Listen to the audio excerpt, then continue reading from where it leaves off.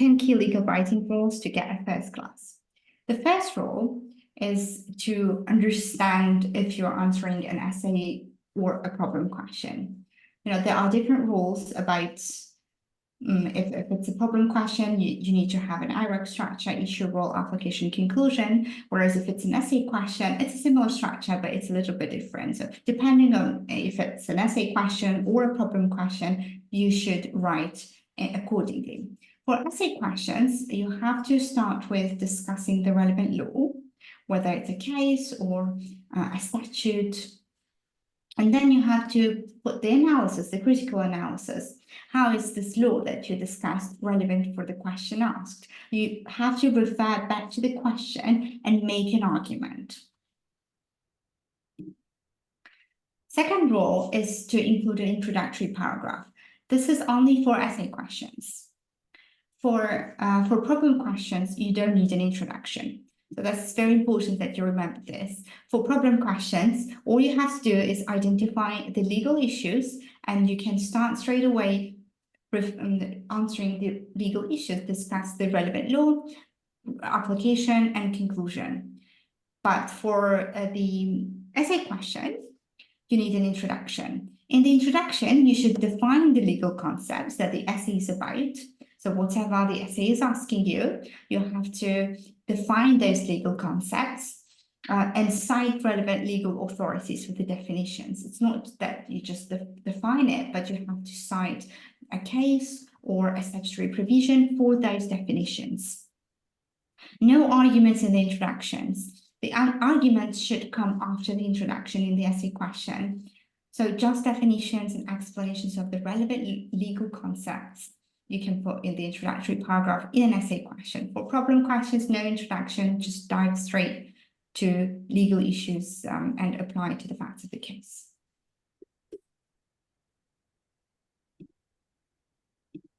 The next rule is to include a thesis statement in the introduction. After you define all the legal concepts relevant to the essay question, you should include a thesis statement. Thesis statement is basically announcing a plan of what the essay is going to be about. What are you going to argue in the essay?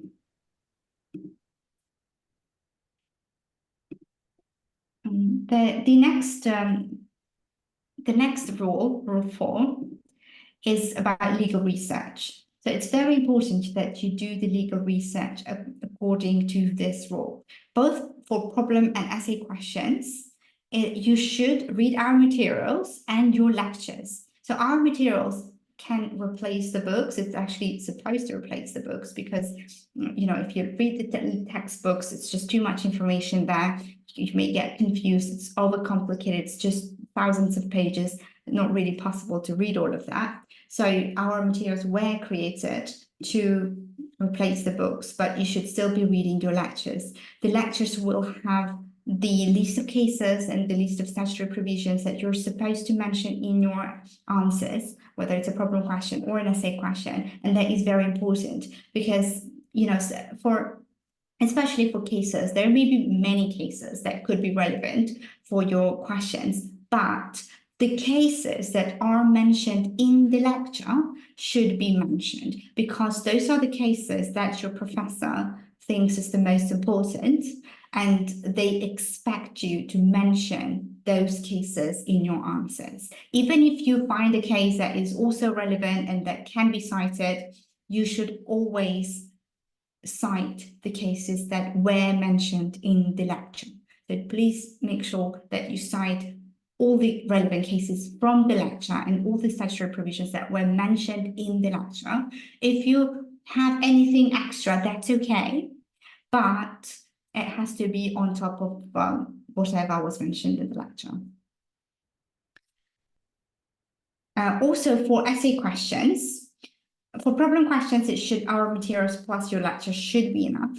But for essay questions, you should also be reading peer-reviewed journal articles, but you don't have to read the entire thing. All you have to do is skim through the document and find the relevant arguments. The peer-reviewed journal articles are for you to elaborate on your arguments in your essay question, in the answer to your essay questions, and to introduce the academic commentary to the relevant discussions. The next rule is to find relevant journal articles on your library. How should you find relevant journal articles on your library? First, you can Google your university name and online library. Let's say if you study at Oxford University, you can say Oxford University Online Library. Then you can log in with your university login details. You can click on Advanced Search. And when you click on Advanced Search, you will be given an option to put keywords there. And you can just put keywords, as many as you can. More keywords you put, better it will be, because it will give you more relevant search results to what you're looking for.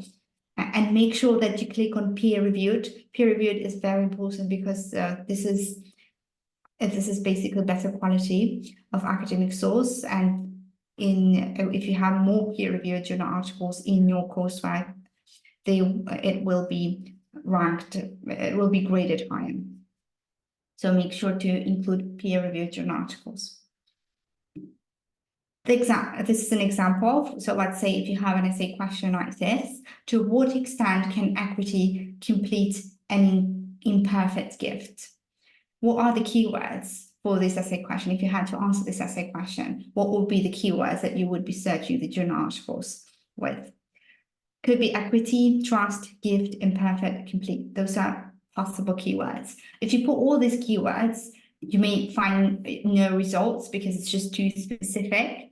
If that's the case, then you can just remove some of the keywords, but make sure that you remove less significant keywords. So for example, if I put all these 5 keywords and I get no results, I would delete complete, the last keyword, because it's not that important, but I would still keep the first 4 and see what journal articles come up.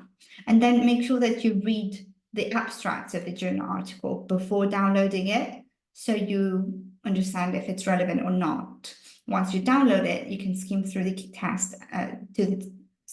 text, and only look for the arguments. You already have the arguments in your essay by this point, most likely. So all you have to do is see what the journal article is about, what the author of the journal article is arguing, and how you could integrate that in your arguments. How is it going to help your arguments? How is it going to elaborate your discussion and add some new points, new valuable points to the discussion that you already have in your answer? Rule 6, find relevant cases only. I've seen a lot of students just put as many cases as they can, and they do not really elaborate on it. That's a mistake. You should not do that. It's not about how many cases you put in your answer. That's not how you get a first class. You get a first class for the quality of your arguments. If your arguments are really good, that's how you get a first class. So do not put too many cases there. Just put as many as necessary, the ones that are relevant, and make sure that you elaborate on them and you demonstrate how relevant those cases are to the question. If it's a problem question, then apply to the facts and say how the case applies to the facts of the case and what would be the outcome. And if it's an essay question, then refer back to the question and elaborate on how this case is answering the question asked. What is your argument? What is your point? It's not just explaining the case and leave it like that. You have to make an argument. Rule 7, cases shall lead to an argument. As I said before, you cannot just put cases for the sake of increasing the number of cases you have in your answer, because that's not going to help at all. It has to be leading to an argument. Every case you mention has to be somehow relevant to the essay question and answering the essay question asked. All the cases you discuss shall be making a point. First, you explain the principle from the case. What was the principle that was established in that case? And then you could mention facts, but it's not always necessary, depending on the circumstances. So if it's a problem question and the facts of the essay are similar to the facts that you've been given in the problem question, and it's relevant to your argument, the facts of the case are actually making a point, making an argument, then yes, mention it. But if it's not really relevant to the argument you're making, then do not mention it. Same principle applies for essay questions. Only mention it if it's relevant to the argument that you are making. Conclusion. Problem questions should have mini conclusions. You don't really need to have one big conclusion at the end. So you don't need an introduction at the beginning, and you don't need a conclusion at the end for problem questions. All you have to do is IRAC, issue, rule, application, conclusion, for every single legal issue that arises on the facts of the case. But for essay questions, it's different case. For essay questions, you should have a conclusion. Both introduction and conclusion should be about 10% of the total word count. So if, let's say, if you have 2,000 words essay to write, then your introduction would be 200 words and your conclusion would also be 200 words. It doesn't have to be exactly 200 words, but around that. It should not be a lot more than 200 or a lot less than 200. So 10% is the approximate number. It should summarize all the main arguments and answer the question asked. In the conclusion, you do not introduce new arguments. Like in the introduction, you don't have arguments. Similarly, in the conclusion, you do not put any more arguments. It's for summarizing everything that you said. It's for basically answering the question asked. But before you answer the question asked, summarize all the main arguments and then answer the question asked. Rule 9, have proper referencing. It's very important. A lot of students leave this for the end and then they don't do it properly. Most of the times it's OSCOLA, or 95% of the law schools I've seen in the UK, they use OSCOLA referencing style, but make sure that it's definitely OSCOLA. For OSCOLA referencing, you have footnotes and you have bibliography. In the footnotes, you have to put everything you say, like all the legal principles, legal concepts you mentioned have to be referenced. In the footnotes, you have to put the relevant legal authority, a relevant case or statutory provision, has to be all in the footnotes. And law shall be cited with primary binding authority. So if you are explaining a legal principle, a legal authority, you cannot cite a book or a journal article, because that's not a law. Law is statutes and cases, or international law as well, could be. So make sure that you cite primary law when you're talking about legal concepts, legal principles. Journal articles are not binding. So it's not a binding legal authority. That means that you cannot use it to explain what a legal principle is, but you can use it to elaborate on your arguments. That's where the journal articles come in. Only cite primary authorities, books and journal articles universities would trust. So it should be books and journal articles that are in your library and primary authorities.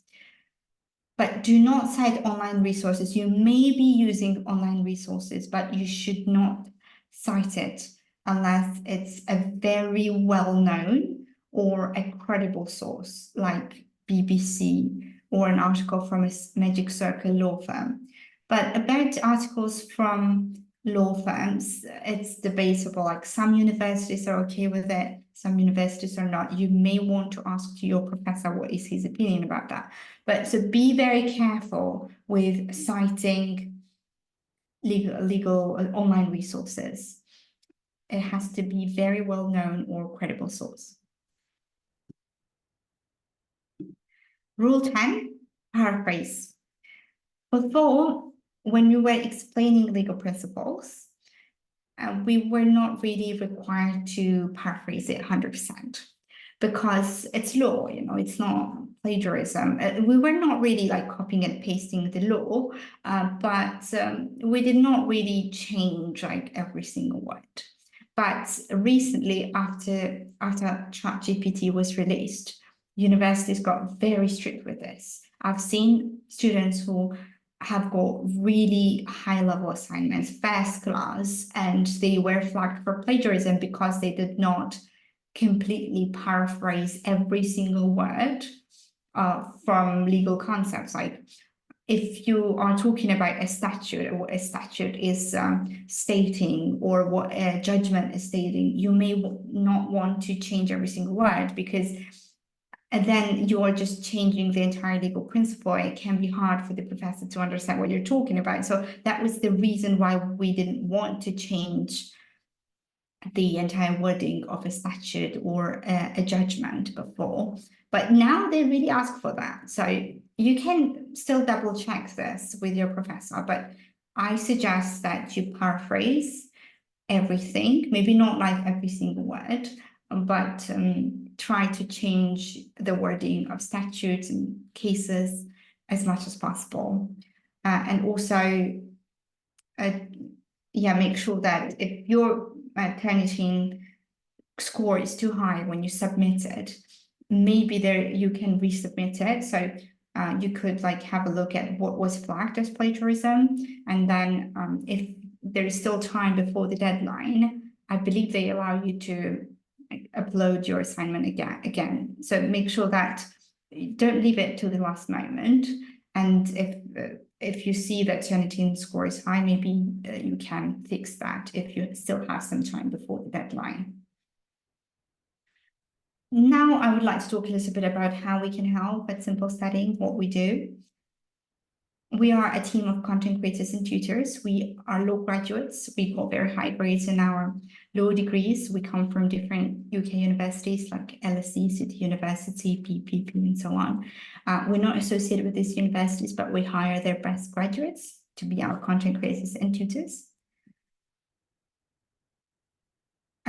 In addition to the ready-to-go first-class study materials that we have tutoring as well for personalized support. This is a group class where we help you understand how to do legal writing, but we have one-to-one classes as well, which will be tailored to your needs to help you practice legal writing, give you guidelines for your exams, courseworks, so we can help you with any legal assignment you may have, but that would be one-to-one class, not a group class like this.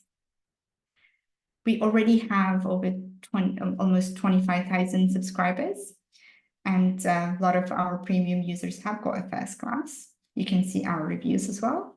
Thank you very much for your attention.